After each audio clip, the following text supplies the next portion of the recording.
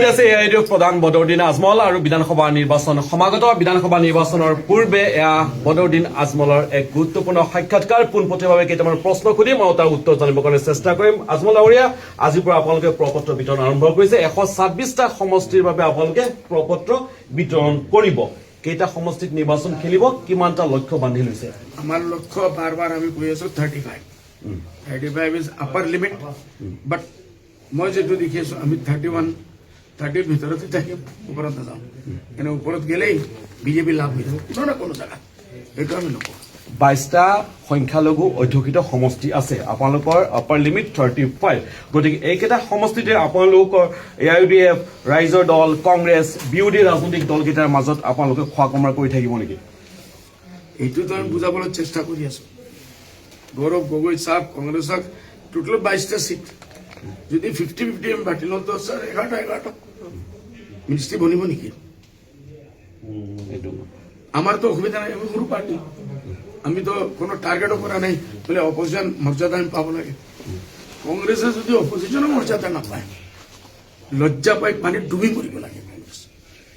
এইটোৰ কাৰণে আমি বারবার কৈ আছো আমার নালাগে, we will not do it. हम एकला चलो, कितना दिन हम लोग अकेला था, 1 बरस और शादी नहीं करेंगे, अकेले ही रहेंगे, उसमें क्या बात है, कोई मसला नहीं है।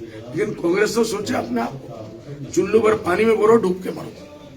তেওঁলোকে সদায় অভিযোগ আনে যে আপোনাৰ বিৰুদ্ধে অপজিশন এলায়েন্সে যে আপুনি ক'ৰবাত বিজেপিৰ সৈতে আপোনাৰ মিত্ৰতা আছে বা গোপন বুজাবুজি আছে বুলি অভিযোগ আনে। মই কৈ আছো গৌৰৱ গগৈ আৰু কংগ্ৰেছ পাৰ্টিৰ এইবাৰ কমসে কম ডক্টৰ হেমন্ত বিশ্ব শৰ্মাৰ লগত গোপন বুজাবুজি নহয়, অপেন বুজাবুজি। কেনেকুৱা বিষয়টো থিয়ৰিটিক হৈছে আজি যে উচ্ছেদ চলাই আছে আৰু মুছলমানৰ ইমান নফৰত দেখাই আছে, এইটো কি মতলব? আল্টিমেটলি মুছলমান গাত গৈ কংগ্ৰেছৰ জব থব লাগিব আৰু কংগ্ৰেছৰ পিছত যায় লাভ কা হ'ব? ডক্টৰ হেমন্ত বিশ্ব শৰ্মা মানুহবিলাক খেদি মই কৈছো বোলে এইবাৰ মই কংগ্ৰেছৰ বিজেপিৰ নাম দিছো, ডক্টৰ হেমন্ত বিশ্ব শৰ্মাৰ নাম দিছো, পল্টু ৰাম। নীতিশ কুমাৰে যেনেকুৱা কৰে ইলেকশ্যন অহাৰ আগত যাৰ লগে লাগে বুজাবুজি কৰোঁ, 10 নম্বৰ বাৰ চিফ মিনিষ্টাৰ হ'ব লাগে। আমাৰ এখন অসমত সেইটো নাই। চৰকাৰ কোনে গঠন কৰিব পাৰিব? চৰকাৰ কোনে গঠন কৰিব? চৰকাৰ কোনে গঠন কৰিব? আমি যে লাইন গৈ আছো বিজেপি 100% কৰিব। এইটো মই যদি কওঁ আপোনালোকে ক'ব বোলে আমি বিজেপিৰ স্পোক্সমেন মানা, কেলকুলেশ্যনো কোৱা না। যদি আপোনালোকে মিলামিলি কৰে তে কমসে কম আজি কংগ্ৰেছৰ লগত কোন পাৰ্টি আছে? পাৰ্টিত 10টা 20টা 18টা দিছে, এইটো ফুগা লগাই দিলে হৈ যাব নেকি? আৰু তালি মাৰিলে ভাঙি যাব, শেষ হৈ যাব। এতিয়াও কি মিত্ৰতাৰ দ্বাৰ খোলা আছে আপোনাৰ মতে কংগ্ৰেছৰ কাৰণে? আমাৰ কাৰণে খোলা আছে, আমাৰ ফালৰ পৰা খোলা আছে এনি টাইম, উইদিন এনি 24 আওয়াৰ বিফোৰ, 1 আওয়াৰ বিফোৰ যদি কংগ্ৰেস আহে বোলে ভাই আমি মিত্ৰতা কৰো, এনে কংগ্ৰেছৰ আমি বিজেপিক বিদায় দিব লাগে। কংগ্ৰেছে ভাবে কি নহলে এইগুলো খোলাখুলি কক বোলে আমি বিজেপিক বিদায় দিব নালাগে।